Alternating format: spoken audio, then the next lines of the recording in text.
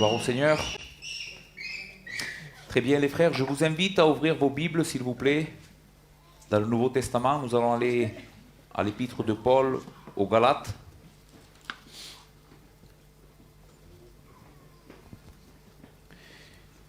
Et nous allons lire du verset 6 jusqu'au verset 14. Ça va vous sembler un peu compliqué peut-être, mais j'espère pouvoir faire clair ce passage aujourd'hui et extraire les grandes vérités de ce texte pour nous. Donc, Galates chapitre 3, verset 6, il est écrit « Comme Abraham crut à Dieu et que cela lui fut imputé à justice, reconnaissez donc que ce sont ceux qui ont la foi qui sont fils d'Abraham. Aussi l'Écriture prévoyant que Dieu justifierait les païens par la foi, a d'avance annoncé cette bonne nouvelle à Abraham, toutes les nations seront bénies en toi. Ainsi, ceux qui croient sont bénis avec Abraham le croyant.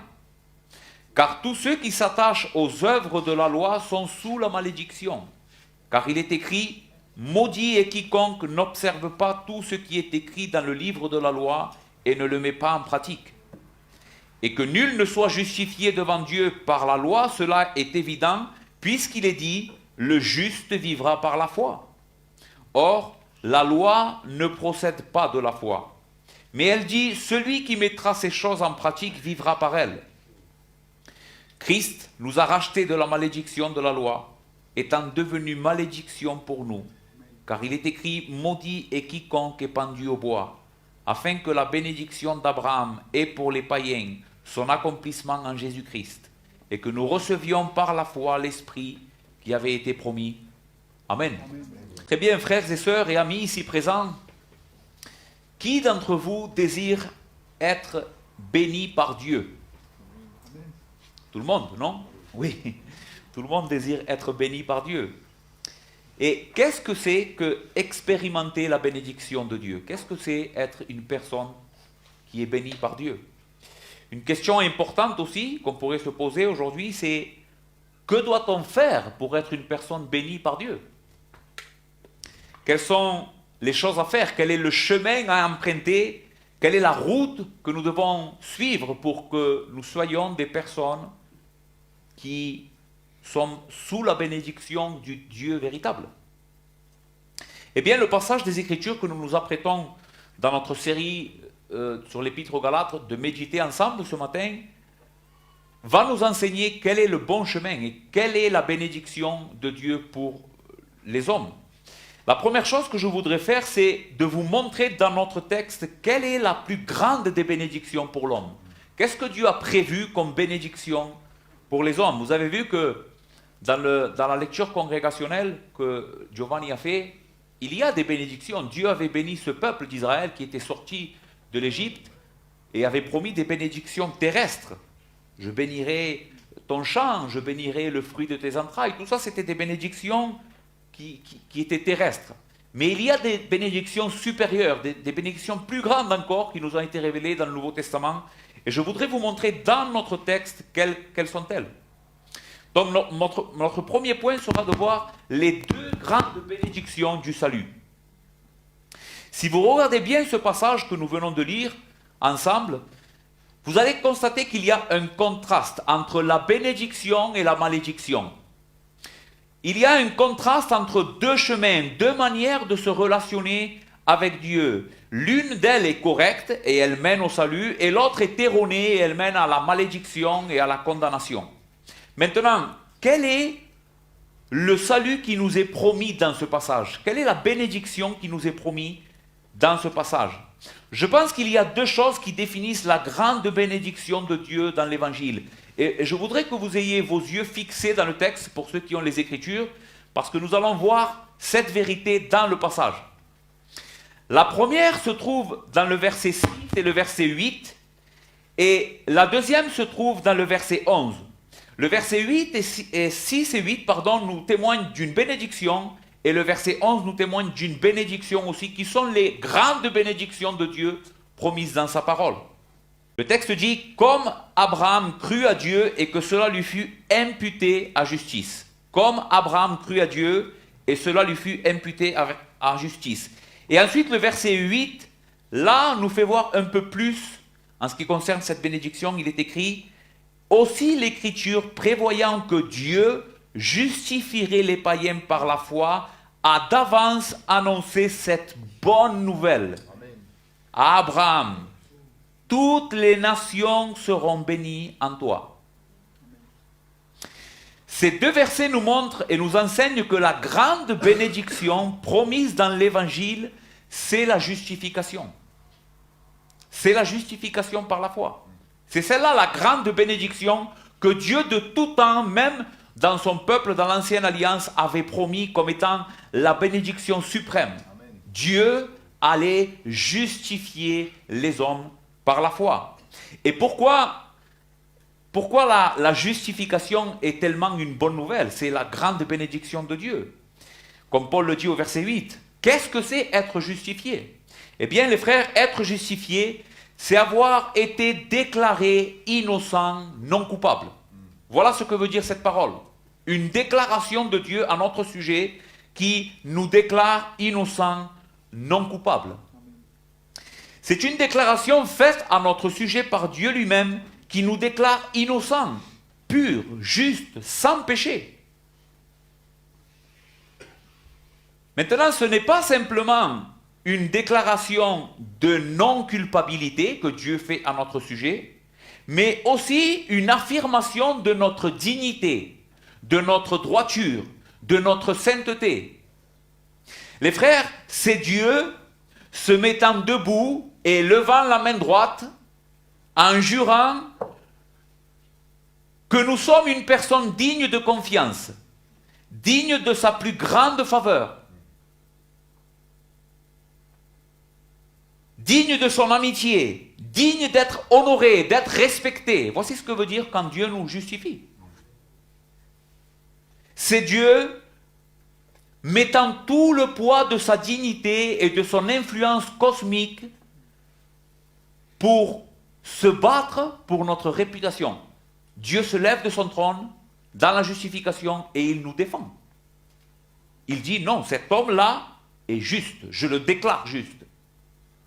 La justification nous donne la paix avec Dieu. Elle nous fait rentrer dans son cercle intime, dans sa faveur, et elle nous place sous la bénédiction du Dieu véritable. Voici ce que c'est d'être justifié par Dieu lui-même. C'est être un homme béni au plus haut degré possible. Il ne peut pas exister une plus grande...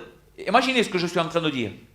Il ne peut pas exister une plus grande bénédiction que Dieu lui-même soit de notre côté et dise « Cet homme est un homme bon et juste, droit. » Maintenant, comme nous le verrons, plus tard, cette déclaration de Dieu à notre sujet se base uniquement sur sa grâce. Amen. Elle ne se base pas sur la réalité de qui nous sommes, parce que nous savons que nous sommes pécheurs. Elle se base sur sa grâce et son pardon. Elle ne peut être vraie uniquement ou valide qu'en raison de l'obéissance parfaite de Christ qui nous a été imputée comme étant notre obéissance. Et c'est cette justification, c'est Dieu nous transférant ou mettant sur notre compte, nous le verrons la prochaine fois, la justice de son Fils, l'obéissance de son Fils. Cependant, et ceci je voudrais que vous le compreniez bien, cependant ceci ne veut pas dire que la justification n'est pas quelque chose de réel qui s'applique à notre personne. Quand Dieu justifie une personne, elle le justifie lui. Même si c'est la justice de Christ qui lui est imputée, c'est cet homme-là qui est justifié. C'est cet homme-là qui est déclaré juste. C'est vraiment Dieu qui défend notre cause et qui nous considère comme parfaitement justes et parfaitement bons. Alors même que nous sommes des pécheurs coupables, et c'est pour cela, les frères, c'est pour cela que l'évangile de grâce est la plus merveilleuse des bonnes nouvelles. Amen. Dieu justifie les pécheurs. Dieu bénit les pécheurs. Donc la première bonne nouvelle que nous voyons dans notre passage, quelle est la bonne nouvelle de la bénédiction? Qu'est-ce qu'on devrait désirer comme bénédiction de Dieu? Eh bien, c'est d'être justifié par lui. C'est d'être justifié par ce grand Dieu. La deuxième bonne nouvelle dans ce texte, qui est très relationnée avec la première, nous la voyons dans le verset 11. Regardez-le avec moi. Le texte dit « Le juste vivra par la foi ». Le texte reprend ici les paroles d'Habakkuk 2,4. Quelle est cette vie qui est promise au juste qui vit par la foi? Quelle est cette bénédiction qui est très relationnée avec la justice? Le juste vivra par la foi. Ce n'est pas simplement la vie biologique, mais le concept dans les Écritures de la vie est beaucoup plus large, beaucoup plus vaste que simplement être vivant. Dans le psaume 16, verset 11, et je disais à quelqu'un ce matin que j'ai jamais compris ce psaume comme maintenant, comme aujourd'hui, à la lumière de ce que nous sommes en train de voir. Écoutez ce que le psaume 16, verset 11 dit. « Tu me feras connaître les sentiers de la vie. Il y a d'abondantes joies devant ta face, des délices éternelles à ta droite. » Ici, nous voyons que l'auteur du psaume connecte la vie. Il y a d'abondantes... Tu me feras connaître les sentiers de la vie. Il connecte la vie à une relation avec Dieu et au plaisir et au privilège qu'il possède de jouir librement de la présence de ce grand Dieu. Le texte même le dit. Regardez, lisez avec moi non, plutôt, je vais le lire pour vous, au moins vous ne le cherchez pas. Au verset 5, l'auteur du psaume dit ainsi. « L'Éternel est mon calice.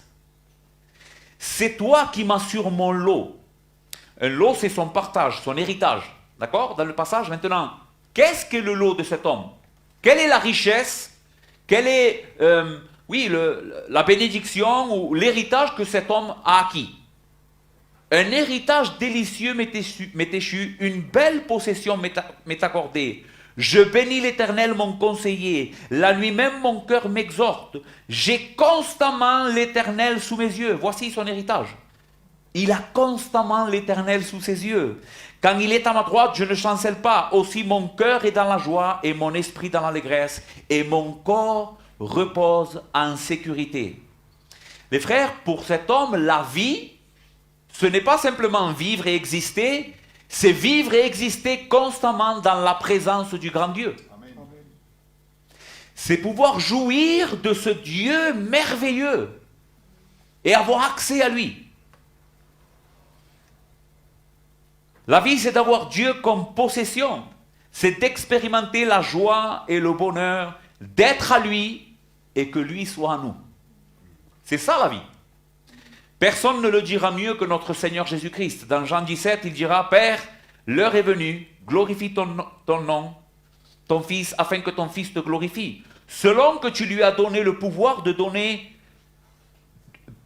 selon que tu lui as donné le pouvoir sur toute chair, afin qu'il accorde la vie éternelle à tous ceux que tu lui as donnés. » Maintenant, qu'est-ce qu'est la vie éternelle? Selon Jésus, selon Christ. Or, la vie éternelle, c'est qu'ils te connaissent, toi, le seul vrai Dieu et celui que tu as envoyé, Jésus-Christ. Pour Jésus, la vie éternelle, la vraie vie, consiste à connaître Dieu et avoir une relation avec lui. Cette vie dont Jésus parle ici, c'est la communion avec le Dieu véritable, la connaissance intime du Créateur, que le juste vit et expérimente quand il a la foi. Cela nous parle d'une plus grande qualité de vie. Pas une simple vie, mais d'une plus grande qualité de vie que simplement vivre. C'est vivre dans la sphère du Dieu bienheureux. C'est vivre éternellement aux côtés de la source de toute félicité, aux côtés de la source de toute sagesse, de toute beauté, de toute gloire. C'est pouvoir puiser de manière constante et éternelle dans la beauté ineffable du Dieu trinitaire. Ceci est la vie véritable. Amen. Je te pose une question, mon ami. Tu possèdes cette vie, toi? Tu as cette vie de Dieu? Toi, tu peux dire que tu as expérimenté la relation, une relation véritable avec le Dieu du ciel? Parce que la vie, c'est ça. L'homme qui a tout ce qu'il veut dans ce monde, les plus grandes richesses, des montagnes d'or, mais qui n'a pas cette vie, n'a rien. Il est mort. La Bible parle de lui comme un mendiant. Non, la vie véritable, c'est connaître Dieu. Et nous le verrons un jour de nos propres yeux. Un jour, on en sera conscient. De manière pleine. Quand on le verra de nos yeux. Ainsi, voici les deux grandes bénédictions promises dans la parole de Dieu. Les deux choses que tout homme devrait désirer ardemment posséder dans sa vie. Être justifié par Dieu et avoir une communion parfaite avec lui. Maintenant, la question que nous devons nous poser et à laquelle ce texte répond, c'est comment pouvons-nous avoir ces deux bénédictions? Que doit-on faire? Quel est le chemin qui nous mène vers ce Dieu pour qu'il nous bénisse? C'est ce qui nous mène à notre deuxième point. Quel est le chemin pour être béni? Je relis avec vous le verset 11 et verset 12. Il est écrit « Et que nul ne soit justifié devant Dieu par la loi, cela est évident, puisqu'il est dit « Le juste vivra par la foi ». Or, la loi ne procède pas de la foi, mais elle dit « Celui qui mettra ces choses en pratique vivra par elles ». Si nous sommes attentifs à ces deux versets que je viens de lire, chacun d'eux nous présente une manière d'avoir la vie. Ou, comme nous l'avons dit précédemment, une manière d'être béni. Dans le verset 11, c'est par la foi que nous obtenons la bénédiction. Et dans le verset 12, c'est par l'observance et la mise en pratique de la loi de Dieu. Est-ce que vous le voyez dans le passage? Vous le voyez avec moi?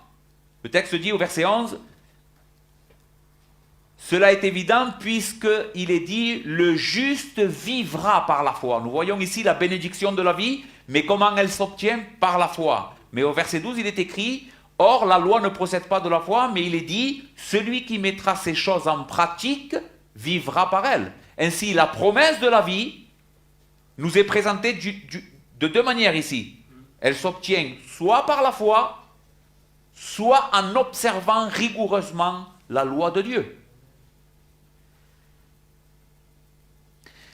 En dépit de ces deux traits communs que nous voyons ici, la bénédiction, ces deux affirmations présentent deux chemins très différents vers la vie, vers la bénédiction, vers la communion avec Dieu. Le premier promet la vie à celui qui croit, l'autre à celui qui agit. Pour la première, la foi est le moyen du salut. Pour la seconde, ce sont les œuvres. La première affirme que seul Dieu peut justifier. Pourquoi? Pourquoi la première repose sur cette affirmation? Seul Dieu peut justifier. Parce que le rôle de la foi consiste précisément à faire confiance à Dieu qu'il fera ce que nous, on ne peut pas faire. En l'occurrence, nous justifier. Écoutez comment parle Romains 4, verset 5. Qu'est-ce que c'est la bénédiction de l'évangile? Et à celui qui ne fait point d'œuvre, mais qui croit en celui qui justifie l'impie, sa foi lui est imputée à justice. Paul dit ici que pour avoir la bénédiction dans l'évangile, il ne faut pas travailler. Il faut croire dans la puissance de celui qui peut justifier l'impie. Et cette foi lui est comptée comme justice. Donc dans la première affirmation, c'est la foi. Dans la seconde affirmation, le verset 12 implique que nous pouvons y arriver par nous-mêmes. Celui qui mettra ces choses en pratique, la loi parle ainsi, vivra par elle. Voici donc les deux possibilités. Maintenant, il nous reste à déterminer laquelle est la bonne, ou laquelle convient à un homme pécheur comme toi et moi. Quel est le chemin qui peut mener au salut pour un homme dans notre condition? N'oublions pas qui nous sommes. Jusqu'à maintenant, dans l'Épître aux Galates, nous avons très bien vu que Paul dit que nous sommes tous pécheurs, privés de la gloire de Dieu. Donc, laquelle est la bonne? Laquelle est une bonne nouvelle pour les pécheurs comme toi et moi? Et laquelle de ces deux alternatives est le chemin qui glorifie le plus Christ et son œuvre? Lequel de ces deux moyens d'obtenir la vie, soit par nos mérites et par nos efforts, soit par la foi, est le chemin qui exalte le plus et qui élève le plus Christ comme étant le Sauveur béni et éternel? L'homme est-il justifié par la foi ou par les œuvres, les frères? Parce que celle-ci est la grande question de l'épître aux Galates. C'est de ça que Paul veut nous parler dans cet épître tout au long. Recevons-nous la vie éternelle en croyant ou en agissant? Le salut s'obtient-il totalement, gratuitement, comme une grâce de Dieu en Jésus-Christ, ou participons-nous un tant soit peu à cette bénédiction qui nous vient de Dieu, qui est son salut? Les frères, pourquoi nous passons tellement de temps à parler de ces choses? J'ai prêché, je crois, jusqu'ici 7 sermons sur l'épître aux Galates, et je crois que nous avons quasiment traité à chaque fois le même thème.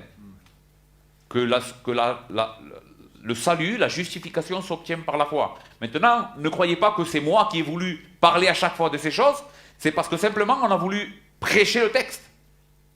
Pourquoi Paul passe tellement de temps à parler de cette vérité?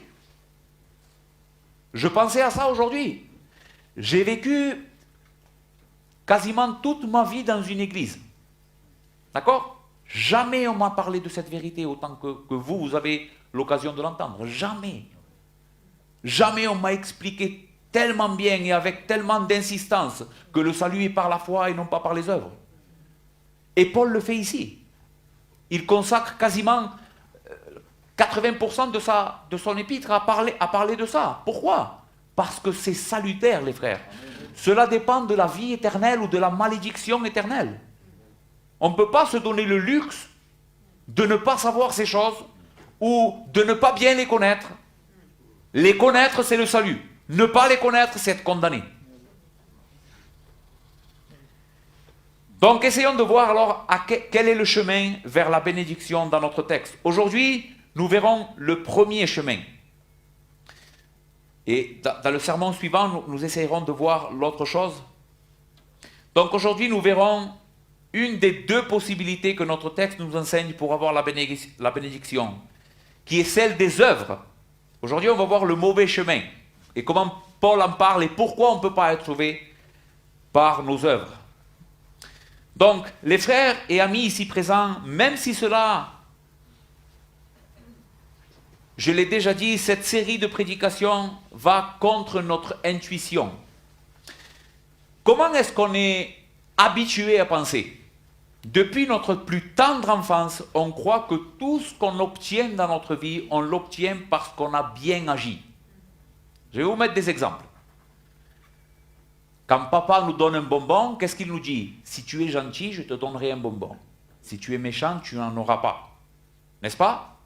Donc, dès notre plus tendre enfance, on nous inculque cette manière de penser en ce qui nous concerne et comment obtenir les bénédictions.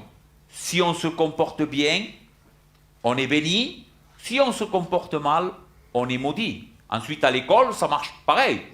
Si on travaille bien à l'école, on aura des bonnes notes. Si on ne travaille pas bien à l'école, on aura des mauvaises notes. Et pour toute la vie de l'homme, cela fonctionne.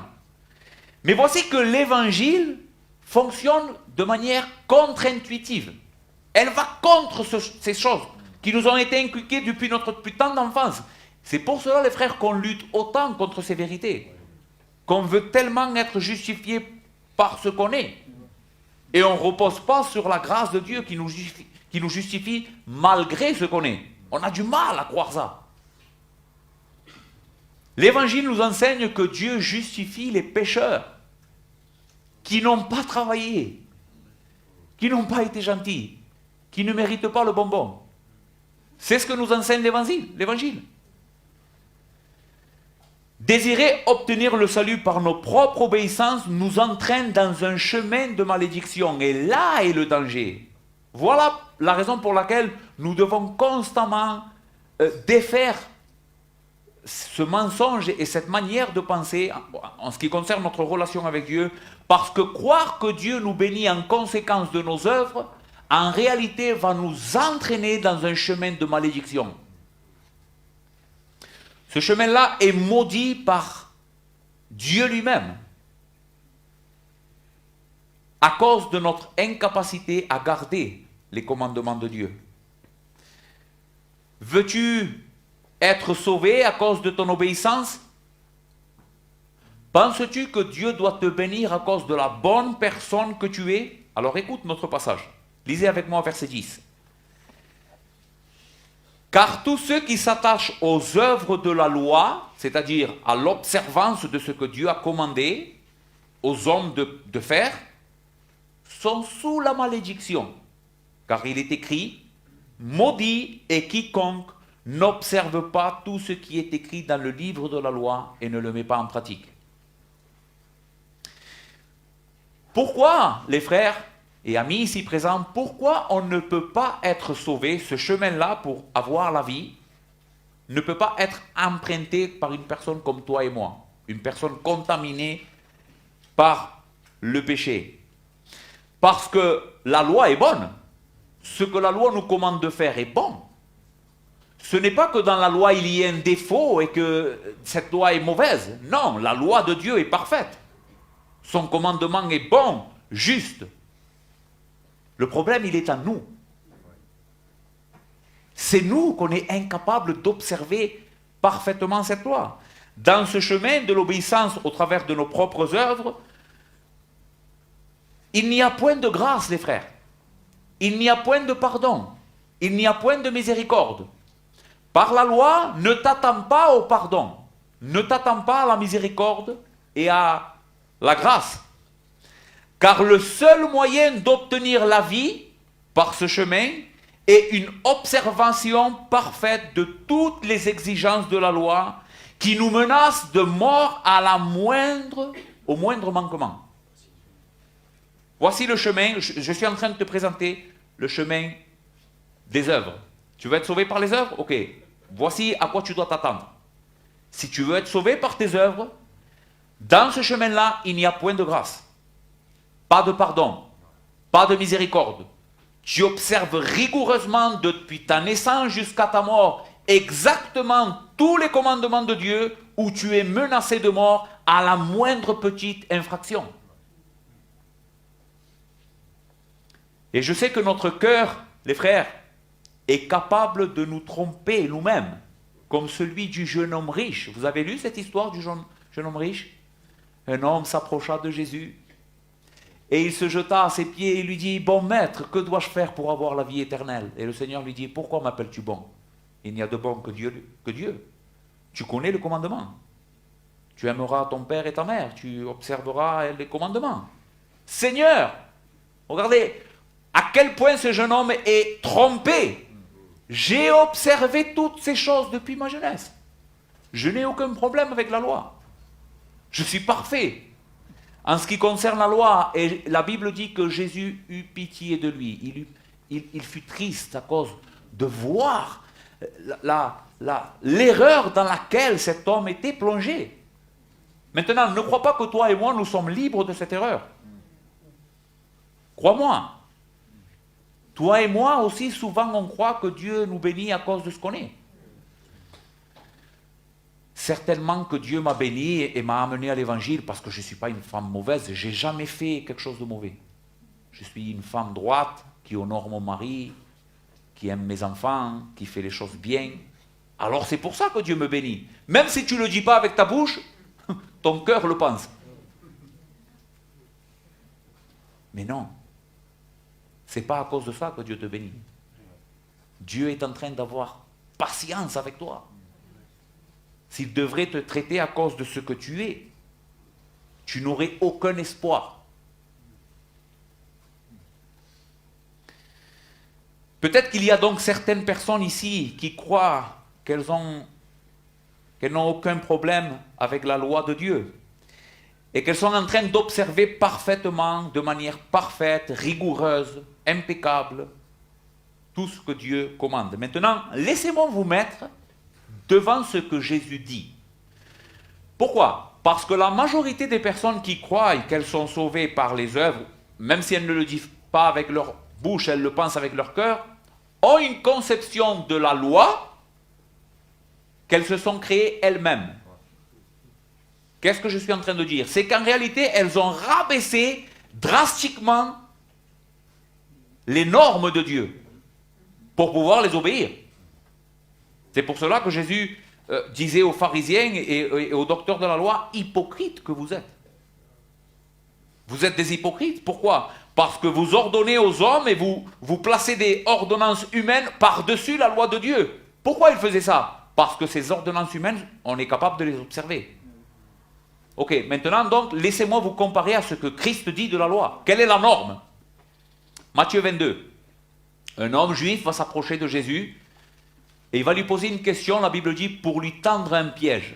Quel est le plus grand commandement dans la loi? En d'autres mots, que doit faire un homme? Que doit observer un homme pour avoir la vie éternelle? Maître, quel est le plus grand commandement de la loi? Jésus lui dit, il répondit, tu aimeras le Seigneur ton Dieu. Maintenant, tu aimeras le Seigneur ton Dieu.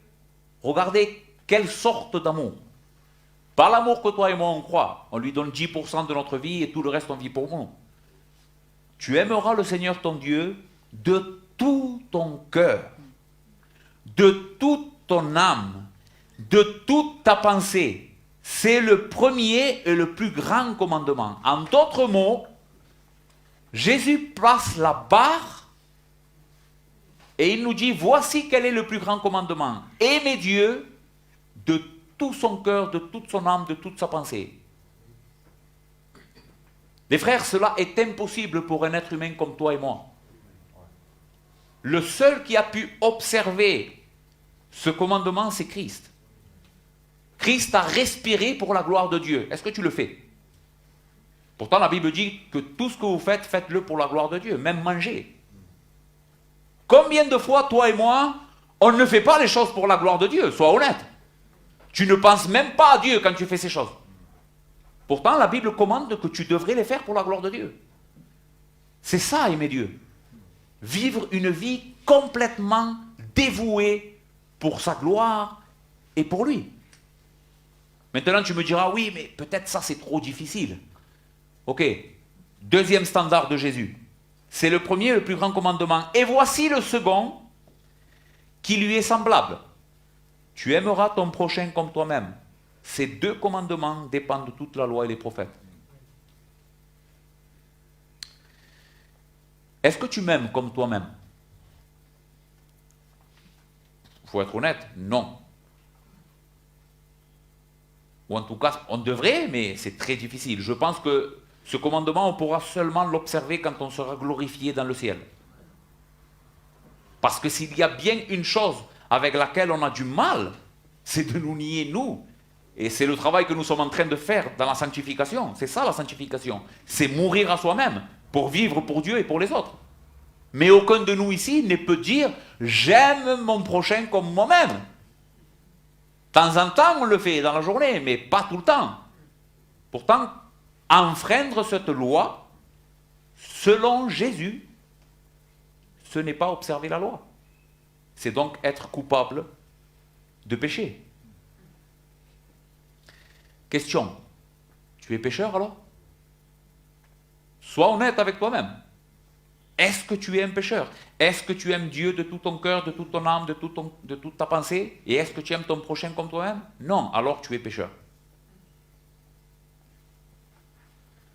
Donc la première raison pour laquelle nous voyons dans notre passage que ce chemin des œuvres ne mène pas à la bénédiction, c'est parce que en faisant partie d'une humanité déchue, contaminée par le péché, nous sommes incapables d'observer la loi de Dieu. Nous sommes incapables de l'observer. Même si parfois nous nous séduisons nous-mêmes en pensant que nous sommes bien avec la loi. Mais je vous invite donc aujourd'hui à croire que le juste ne peut pas être déclaré juste au travers de ses œuvres, mais au travers de la foi, d'une grâce que Dieu promet dans l'Évangile. Examinez-vous vous-même à la lumière de ce que Christ est en train de vous enseigner aujourd'hui. Soyez convaincus, je vous en supplie, de cette vérité. Mais il y a une deuxième raison dans notre passage qui nous montre que le chemin des œuvres n'est pas celui qui mène à la bénédiction. Donc on a vu que la première raison pour laquelle on ne peut pas être sauvé, c'est parce que la loi dit, tu veux être sauvé par les œuvres, par ce chemin, observe rigoureusement la loi. Et nous avons vu que ce n'est pas possible. Quelle est la deuxième raison pour laquelle ce chemin est maudit? dans notre passage, verset 11. Et que nul ne soit justifié devant Dieu par la loi, cela est évident, puisqu'il est dit, le juste vivra par la foi. Or, la loi ne procède pas de la foi, mais elle dit, celui qui mettra ces choses en pratique vivra par elles. La deuxième raison dans notre passage, pourquoi par les œuvres, par l'effort humain, on ne peut pas avoir la bénédiction du salut, c'est parce que Dieu n'a jamais dit dans sa parole que celui-ci serait le chemin pour la bénédiction. Dieu ne l'a jamais dit. Écoutez ce que dit le passage. Et que nul ne soit justifié devant Dieu par la loi, cela est évident. Pourquoi? Puisqu'il est dit. Qui a dit? Dieu. Et Dieu, qu'est-ce qu'il a dit en ce qui concerne le moyen de notre justification? Le juste vivra par la foi. Jamais Dieu n'a dit que nous pouvons être sauvés par nos œuvres et par l'observation complète de la loi. Verset 12, Paul nous donne une explication. Or, la loi, c'est-à-dire le système des œuvres, ne procède pas de la foi, n'a rien à voir avec la foi. Si Dieu a dit que c'est par la foi, la loi n'a rien à voir avec la foi. Il n'y a aucune connexion entre la grâce et les œuvres, entre la chair et l'esprit. C'est ce que nous avons vu dans la section juste avant. Aucune connexion. La loi est complètement séparée de la foi. De la même manière que la grâce est complètement séparée des mérites humains.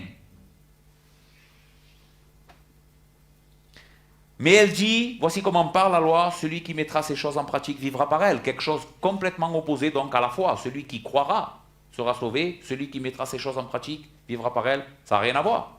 Et Dieu a dit que c'est le premier chemin qu'il a déterminé pour sauver les pécheurs. Il n'a jamais dit que c'était par l'observation de la loi. Conclusion et bonne nouvelle. Donc nous avons vu notre premier point.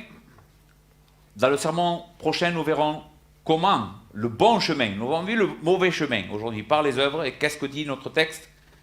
Dans le prochain sermon, nous verrons la bonne nouvelle.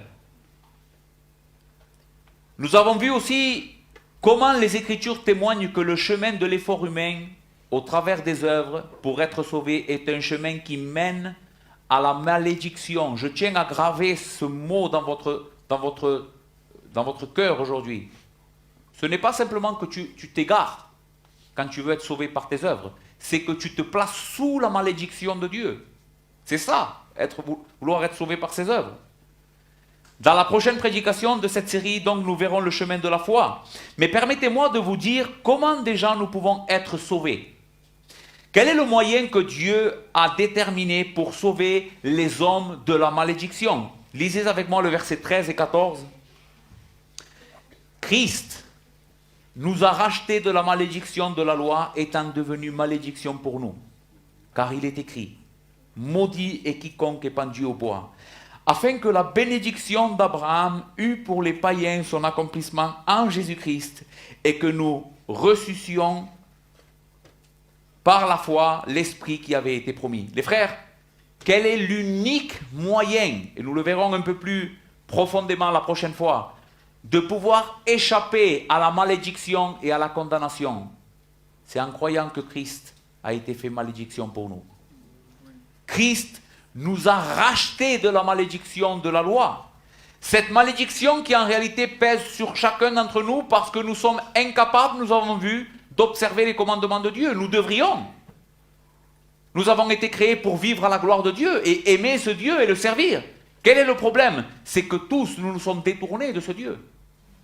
Et que maintenant, nous sommes sous sa malédiction, sous sa colère, dignes de recevoir juste rétribution à cause de notre désobéissance. Et quelle a été la bonne nouvelle? Quel a été le chemin que Dieu a tracé? Il a envoyé son propre Fils. Il a envoyé son Fils, la deuxième personne de la divinité. Christ s'est fait homme. est quelque chose d'impensable, mais que seul l'Évangile nous révèle, c'est que ce Christ béni, le Dieu créateur, s'est fait maudire à la croix. Comment est-ce possible? Comment réconcilier ces deux choses? Dieu et la malédiction. Pourtant, c'est ce que Jésus a dû faire pour nous sauver. Le bois, la croix, était un symbole de malédiction. Dieu avait dit dans sa parole, celui qui est pendu au bois est maudit. Giovanni a lu tout à l'heure aussi les malédictions. Dieu va placer son peuple sur deux montagnes. Il va diviser son peuple en deux. Il va placer une partie du peuple sur une montagne et l'autre partie du peuple sur l'autre montagne. Et les deux vont prononcer la malédiction et la bénédiction. Toutes les malédictions qu'on a lues tout à l'heure. Si tu désobéis, je te maudirai. Je serai ton ennemi. Je te poursuivrai jusqu'à détruire ta vie. Toutes ces malédictions, Jésus les a portées. Amen. Jésus s'est fait poursuivre à la croix par la colère de Dieu. Jésus a subi chacune des malédictions que Dieu avait prononcées contre le pécheur. Je te maudirai, je te maudirai, je te maudirai. C'est pour ça que je l'ai fait lire ce texte. Je te maudirai. Et c'est ce que Jésus a vécu. Le texte dit, quiconque est pendu au bois est maudit. Littéralement, Paul dit ici, Christ est devenu malédiction. Ce n'est pas simplement qu'il a été maudit par Dieu, mais c'est qu'il est devenu la personnification de la malédiction. Cet homme ne devait pas être maudit. Cet homme ne devait pas être maudit. C'est le seul homme dans tout l'univers qui a observé parfaitement la loi de Dieu. Pourquoi Dieu le maudit? Il le maudit à cause de toi. Il le maudit à cause de moi. Ce sont nos transgressions, nos péchés qui ont fait que Christ soit maudit. Lui ne méritait pas d'être maudit. Mais la grande bénédiction de l'Évangile, c'est qu'il a pris ta place. Écoute, tu devrais sauter de ta chaise. Christ a pris ta place face à la colère ardente du Dieu Tout-Puissant. Et il en a bu jusqu'à la dernière goutte, pour que tu n'expérimentes jamais la colère de Dieu. Celui qui est en Christ, il ne reste plus aucune défaveur, aucune colère, aucune malédiction pour lui. La faveur, le grand soleil de Dieu se lève sur la vie de celui qui croit. Et il brille de manière constante et éternelle sur lui, afin que la bénédiction eût pour les païens, nous qui étions tellement loin des promesses de Dieu, son accomplissement en Jésus-Christ, et que nous recevions par la foi l'Esprit qui avait été promis. Les frères, la foi nous a introduits dans la sphère de la bénédiction de Dieu. Amen. Le simple fait qu'un jour tu t'es détourné de ton péché par la grâce de Dieu et tu as cru que Christ est ton sauveur et que tu as déposé toute ta confiance dans cet extraordinaire sauveur, cet extraordinaire sauveur qui a vécu une vie parfaite pour toi et qui est mort à ta place comme le pire des pécheurs. Le jour où tu as mis ta confiance, tu as été placé sous la bénédiction de Dieu. Donc, nous avons vu premièrement dans ce sermon que par les œuvres, ce n'est pas possible. Encore une fois, Paul le répète. Mais c'est par la foi. Comment est-ce que nous allons réagir à cette vérité? J'espère que cette étude que nous sommes en train de faire de l'Épître aux Galates, la première chose que j'espère, c'est qu'elle nous remplisse de joie. Amen. Parce que la joie ne peut venir que d'une chose, de l'Évangile. De la bonne nouvelle de l'Évangile. Dieu ne me traitera plus jamais selon mes œuvres. Voici la bonne nouvelle de l'évangile. Dieu ne me traite plus jamais selon mes œuvres. Je suis placé sous la bénédiction de Dieu de manière éternelle. Parce que Christ est mon salut. Il est ma justice. Donc apprenons les frères, apprenons à vivre de manière joyeuse. Arrêtons d'être des chrétiens abattus. Je suis pécheur, je n'arrive pas, c'est trop dur. Pourquoi tu es comme ça? Parce que tu ne médites pas sur la grande bénédiction de l'évangile. Si tu vivrais constamment dans la terre bénie de Jésus-Christ, les pieds plantés dans la justification, tu serais une personne qui jamais, ou presque jamais, n'est malheureuse. Parce que tu sais, tu vis, rempli de cette réalité. Christ m'a pardonné. Je suis réconcilié avec Dieu. Je suis héritier du royaume céleste. Et pour les personnes qui sont ici aujourd'hui et qui ne sont pas en Christ, il faut que tu comprennes ça, s'il te plaît. Je prie notre Dieu qu'il puisse vraiment ouvrir les cœurs aujourd'hui. Tu n'es pas quelqu'un de bon. Tu n'es pas quelqu'un de bon. Peu importe ce que tu penses de toi-même, tu n'as jamais rempli la mesure. Si tu te présenterais devant Dieu aujourd'hui, tu serais condamné pour toute l'éternité à un lac de feu, de souffrance et de remords. C'est vers là que tu te diriges. Par amour pour ton âme, je dois te le dire, tu cours vers la perdition. Parce que tu es trompé. Mais il y a une bonne nouvelle. Repens-toi. Repens-toi de ton péché. Crois dans l'amour de Dieu qui a donné son Fils pour te sortir de cette situation. Crois-le. Et si tu viens dénué de toute justice propre, jetant les armes, Seigneur, j'arrête de lutter pour me sauver moi-même et je te fais confiance. Si tu viens de cette manière aujourd'hui, tu auras la vie éternelle. Dieu te donnera toutes les faveurs qu'il possède pour les hommes.